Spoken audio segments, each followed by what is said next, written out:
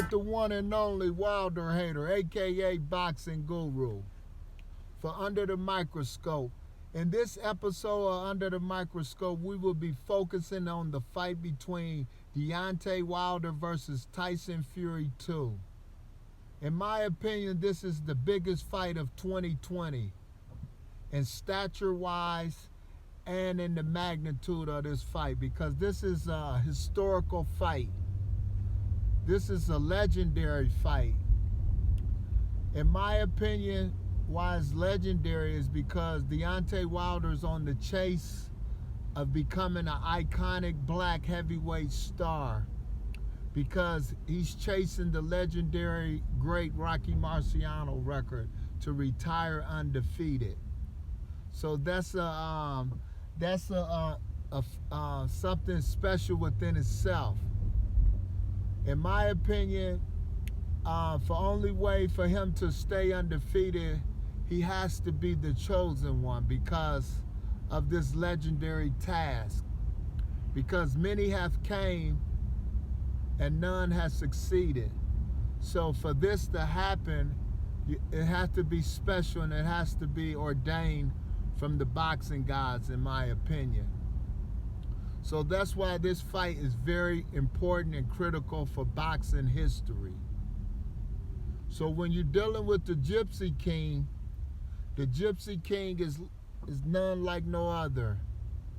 To me, he's like a reincarnation version of the great one. You know, Muhammad Ali, how he floats around the ring, how he moves, his combinations when he throws his punches, his gift of gab. So this is a very critical fight for the heavyweight division. And I'm looking for this fight to live up to the build-up. Even though they got a third fight under the table somewhere, I just hope this fight don't let us down, because, you know, with the build-up and the hype of this fight, you know, it's got to seal the deal. I want to see these boys come out at their best. I'm going to give detailed breakdowns, what I expect from each fighter, what I'm looking for each fighter, and detailed opinion on who's going to win, in my opinion. So this is very critical. This is a very significant fight for 2020 for more fans getting involved in boxing. These are the two guys that can transcend boxing into like UFC status or WWE status. Deontay Wilder has that ability because he's an iconic black star. And then you have the Gypsy King. He's like no other.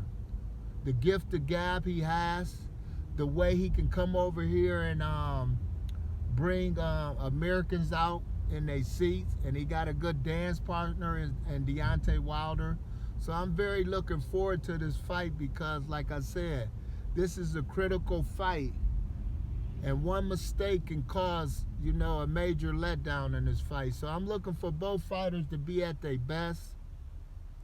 I like Fury with his new trainer, Sugar Hill out of Detroit. Boxing is legendary. So this is a legendary fight. So this is amazing. And for Tyson Fury to in my opinion, for him to pick Sugar Hill, it must have some significant meanings to it. Not just because he knew it, it's maybe because of what Emanuel Stewart said.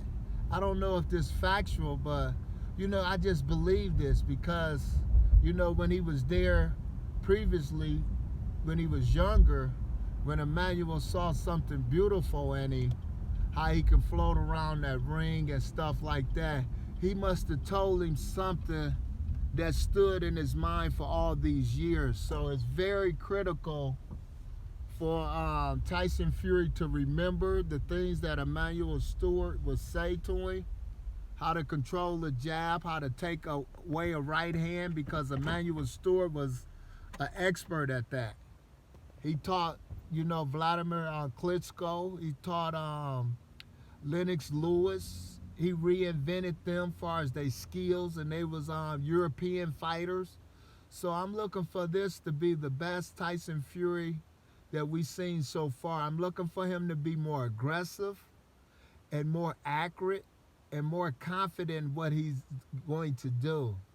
And for on the other hand, as far as Deontay Wilder, I'm looking for a great Deontay Wilder. I'm looking for Deontay Wilder to bring out the best package he can bring out. Not just the right hand, because everybody knows about the right hand. But I'm looking for Deontay Wilder to show me that jab, that piston jab, that double jab, even if it's not landing to, to hurt you, but it's just flicking out there to really try to keep you at bay. And like I said, until he switches positioning so he can get that right hand off like he wants to. So I'm looking for the best Deontay Wilder. I'm looking for him to be a little more limber. And I'm looking for him not to really force the knockout. I think, he going to go back to, boxing, throwing a little more better combinations and stuff like that, because he knows he has to touch the body first and touch Fury to keep him in place so he can land that punch, because Fury is a little slippery and stuff like that.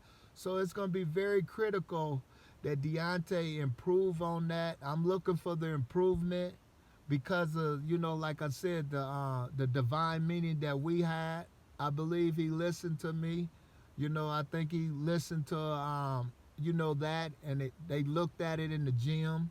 They worked on it, because I saw great improvements as far as him and against King Kong, that rematch, the second fight. I just wanted that jab to be a little more effective. But, I think it's a work in progress. It was a start for him, and he definitely going to need that. Subscribe to me if you want more of the Boxing Guru Show.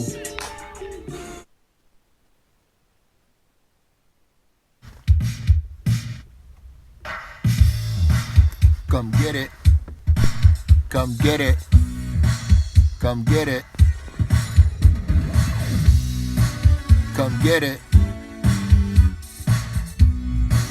Come get it. Come get it.